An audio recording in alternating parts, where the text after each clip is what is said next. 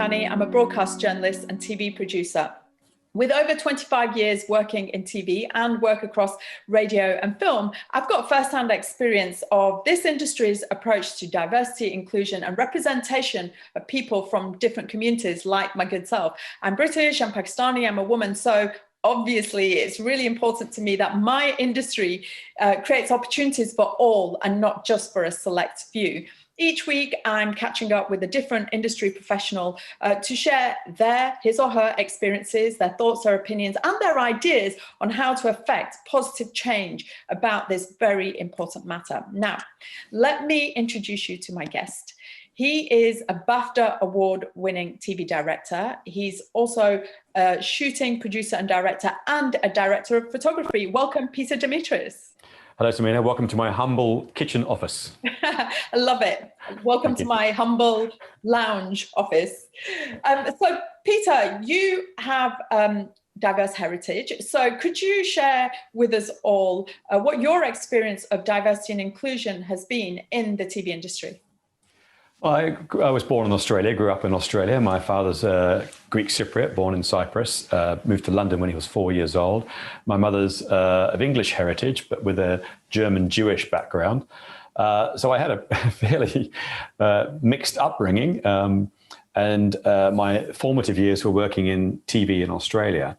And it was kind of tough. Australia's a new world, and we hear a lot about sort of casual racism. And so with a name like Demetris, I got my fair share of it, mainly at high school, but it did continue into working in the media.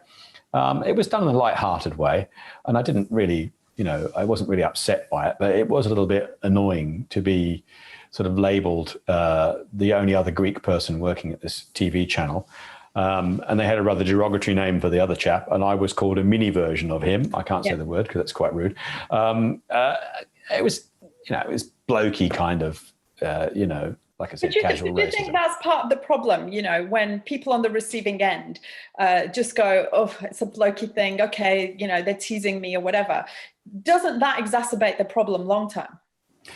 I guess it does. Yeah, I guess it probably is. It's probably worse for, in my instance, for people on the outside looking in. And I think it's just an awful label. I think people, they like to label people, and it's an awful label that I should be, labeled as that bloke with the Greek surname and the English accent. and so yeah, they just wanted to give me a label, and it's just unfortunate. It's unnecessary, really. I had so much more to offer than just being, the words that they called me. And so, for young people watching today who maybe are looking to come into our industry or are already new to the industry, maybe a little bit not as confident as people like us, because we've been doing this for donkey's years now, and they find themselves in a similar scenario or setup, what advice would you have to give, having been through it yourself? And obviously the landscape's changed somewhat and things have improved, but it's still not altogether diminished. Yeah, I think you have to tackle these things head on. I think you have to, nip it in the bud. I think I can only speak my personal experience, and if it happened to me again, the first time I'd probably laugh about it because I think film and TV sets generally are very jovial kind of places, and people make jokes all the time, and so you could take the first one as a joke. If it continues, then it's probably worth having a little quiet conversation with the person who's doing it and say, listen, I know I've got a Greek funny name, but could you please stop calling me that? I don't appreciate it, And then, I think just head it off at the pass. Don't let it fester, because the more it festers, obviously, then it will get all around the crew. Everyone will think it's acceptable for you to do that. Although I think in these days it doesn't happen so much. I think, there's only a few rare examples. It's generally not tolerated at all. And I wouldn't tolerate it on my sets. Absolutely not. And talking about your sets, you're as a TV director, you're in a privileged position. You get to be decision maker, and so that means on some productions choosing your own crew, also on various productions putting forward, suggesting other people, maybe not necessarily on crew, but you know a lot of people. Yeah, so what difference have you made to diversity on sets on the productions you've worked on? Well, I'm totally agnostic about race and religion and gender, particularly working in film and television. For me, it's just about ability and are they a nice person? Is this person a nice person? Do I want this person on my set?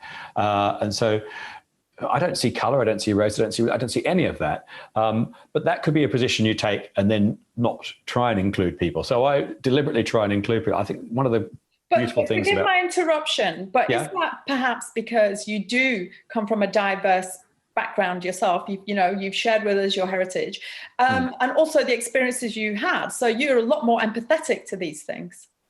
Yeah, it could be. It could actually be that. Yeah, I hadn't really thought about that. And for me, it was just something that happened, and in my working career, and I just accepted it. The inclusion, I mean, not the casual racism or anything like that, or casual sexism. I just accepted it, and I wanted to focus on the product and less on the people. And I think that's the key thing, actually. Yeah, focus on the problem, not on the people, and that will help you every single day. But I do like, I like balance in a crew. There's nothing, I know a lot of male guys, a lot of men in the camera department. It's a very male orientated department. But you get something very different when you get, some very excellent female camera operators I know coming into the department. You get more balance, the lads sort of atmosphere disappears a bit, and everyone stops being kind of laddish and focusing on the program and less on, having a good time and being blokes. And why do you think, talking of productions, the majority of crews on productions are male majority and they're not particularly diverse? Why do you think that is? It's a very good question, and I don't have the answer to it. I wish I knew the answer to that. I think if I was talking about the camera department specifically, I think early on, early cameras were big, heavy pieces of equipment, and you need a lot of strength to lug them around. And so that naturally lent itself to male physique. And then that's why there's being a lot of male operators. But I think the process of operating a camera, once you've dealt with all the mechanics of it, is actually a very feminine and gentle thing. And it takes a sort of a gentle hand. And the best operators out there are the ones who have got the strength to carry a camera and have the gentle, feminine touch and intuition and knowledge of following action and that sort of thing. But, having said that, cameras now are getting smaller and lighter, so that's no longer an issue. It's the weight of the camera is no longer an issue. It's now just a matter of how do we include more people from different genders, different races, different religions. Well, that's my next question, Peter. Yeah. So how do you think more women can be encouraged into this department, given it's very male dominated? It could be a little bit off-putting for some women, just to be the only woman on crews. I've been on crews and I've been the only woman, and for the most part it was great, but there were occasions where I did not feel comfortable for various reasons, which I'm not going to share. But that the most obvious reasons, casual sexism and just not being particularly nice to me because I was the youngest and I was the girl in charge, didn't work for them. And that's going to, people are going to come, you're going to meet people like that. So putting that aside one moment, that may well exist. How can, what are your ideas for encouraging more women into the camera department? Well, the good thing about television in Britain, more so than Australia, although I think it's changing in Australia as well, is that television is actually a very female-dominated industry, certainly on the creative side and the production side. And so I've been on shoots where I'm the only male on the crew. So it's happening already, but it's not happening in every department. And camera departments is one of the last bastions where it hasn't really happened. Although every day there are more and more female camera assistants coming on board. And so it's slowly happening. But if you look, it generally starts in film first, and film is much more inclusive. And I know several amazing film DOPs, female DOPs, all genders, all sexualities, all religions. Film is much more inclusive. So it's filtering down to television. It is happening already, but we just need to be more positive about it and try and make it happen. And I think when you're given the choice, for example, on a shoot I did recently, I had an excellent camera assistant and really enjoyed having her on set. She was excellent at her job. Everyone loved working with her. Talent loved her. And I said, I want her back on the set. And I wanted her because she was good at her job, but also because, it's great to have a female in the camera department and working with us guys and, just as part of the team. It just felt right. I mean, like I said, I'm agnostic about it. It felt wrong not to have her there. You know what I mean? Yeah. I think the other interesting thing is since the 2008 financial crisis, budgets slashed and there suddenly became this different way of working on more streamlined budgets. And that required people to double up on their jobs. So, for example, being a shooting researcher and being a shooting assistant producer and so on. And I think that's opened up some more opportunities on the production side for those people to become a bit more tech savvy and work on cameras. Yeah, that's a very good way. That's a very good way of getting into camera department. And I think, you know, I'm not sure that term shooting researcher actually makes any sense, because if you're a researcher by your very nature, you're sort of, you shouldn't really be, you know, that definition of a researcher is not actually shooting. But if you get given that opportunity as a researcher, grab it with both hands, learn how that camera works, learn how you can use that camera, and learn how to, you know, ask people like me, how do I do this? How do I do that? Don't be afraid to ask. And it's a couple of times I've worked in production offices, big production offices, and the researcher's suddenly been thrust a camera to go and shoot a casting interview, for example. And they've come to me and said, I don't know how to make it, you know, the colors are all wrong. And I'm happy to sit down with them, you know, for as long as it's necessary, show them how to do it. If necessary, set it up for them and talk them through it. Yeah, I think people are really generous who've got more experience. You know, they're always willing to help the younger folk. I just want to move the conversation over to the diversity side, encouraging more people from diverse heritages, communities into this technical side, you know, the cameras. Now, how can they be encouraged, particularly those from communities where TV, radio, film isn't considered particularly a primary career choice by parents? And second, those from lower on the socioeconomic scale, more challenging socioeconomic backgrounds, who may not have a clue about this industry, but look to it and think, oh, that could be interesting. What do you think could be done around that to encourage more people from those kind of backgrounds? Well, I think, I mean, the biggest problem is particularly with television, not so much with film, but particularly with television, although it does apply to film, is that everyone is so time pressured, and a lot of the decisions are made in a hurry, and often without, you know, consideration for, you know, equality and trying to balance the team out. And so I think I don't think it's conscious. I think there's a lot of unconscious bias happening.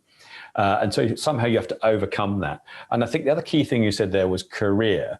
And I think if you come from a background where perhaps TV and film isn't, and I come from that, my father's an electrician, so I had no skills at all in film and television. I had no contacts. My daddy wasn't a producer or a director or anything like that. He was he was 6 feet underground wiring cables up for factories and things like that. So, you know, it was nothing, you know, that I had any experience in. So I think it's hard to break into, but if you treat it as a career and you say, okay, this is my career choice, not just something I'd like to do because, hey, it looks like a bit of fun, then yeah, the path into it is, you know, just by making yourself, you know, teaching yourself a skill that perhaps makes you indispensable, or being a sort of the person that we want to have on set. How you cross that bridge, it's very difficult. But again, I think it's all about making friends. And yeah, I know people in television from all over the socioeconomic, gender, race, religion background. I mean, it's wonderful. Television is such a melting pot, and film of people from different parts of society. So once you meet someone who you connect with and you go, oh, you're just like me, you know, make friends with them, because they'll take you with you. They'll understand where you're coming from. And yeah, you can get your foot in the door that way. It's all about friendships, isn't it? It really is. I heard a good story, actually. I did a very quick story. Someone told me, how did you get into Formula One as a mechanic? And someone said, oh, well, you write your CV and you send it off to the Formula One teams. I said, I've got a better idea. Why don't you find out the nearest pub to McLaren F1 or Williams, and wait until after work on a Friday evening and go and sit in the pub. You'll soon spot the engineers, because they'll come in with their Williams hat on, and you start chatting to them, have a beer with them. Before you know it, you'll be working for McLaren. Yeah, or if you're not a drinker, go hang out outside and wait until they exit and say hi. Exactly. Oh, I'll have a Coke, you know, come on. Other soft drinks are available. Yeah. So Peter, I just, you know, going back to you being a TV director and being, you know, higher up the hierarchy than most people, you get to obviously mix with those even higher up than you, the serious decision makers. Now, what do you think is happening on that level? Because looking at the news and, in our own experience, what I see is that not until the Black Lives Matter exploded onto the scene did any of the really big broadcasters really commit to diversity and inclusion in TV and across the board in our industry. Is the will there? You meet with these people on a regular basis. Yeah, I think the will is definitely there. I think again, I don't think it's certainly in 2020. I don't think it's a conscious bias now. I think it's that message is now well and truly been received, and people are now keeping an open eye and making sure they are being more inclusive and are trying to be representative of our society and the people from different backgrounds. So I completely understand in the past perhaps why it hasn't been like that, but now it's on the radar. I think the biggest problem is, like I said, is always time and money. People are time pressured. They reach for the first person who can do the job and bring them in, and they forget that they're bringing in another white male news presenter when there's someone else who's perfectly good who could do that same job, and it would balance things out more. But I think now the decision makers they're getting the message. They're being told. They're understanding it, and you just have to sit back and watch your own programs and just look at it and say, well, hang on a minute, there's not a white face on this panel. Why is there's not a lady, there's not a female on this panel? Why are we underrepresented? And you mean a diverse face on the panel rather than a white face? Yes, exactly. Yeah, yeah. But you know what I mean. You have to. Yes, I do. I'm sorry, I was just teasing.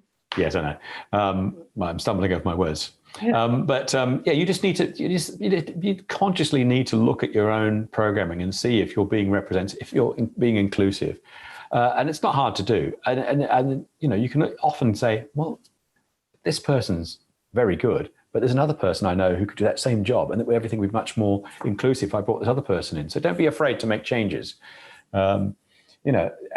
Everything's always evolving. TV's always evolving. Film is evolving. It's a constant cycle of change.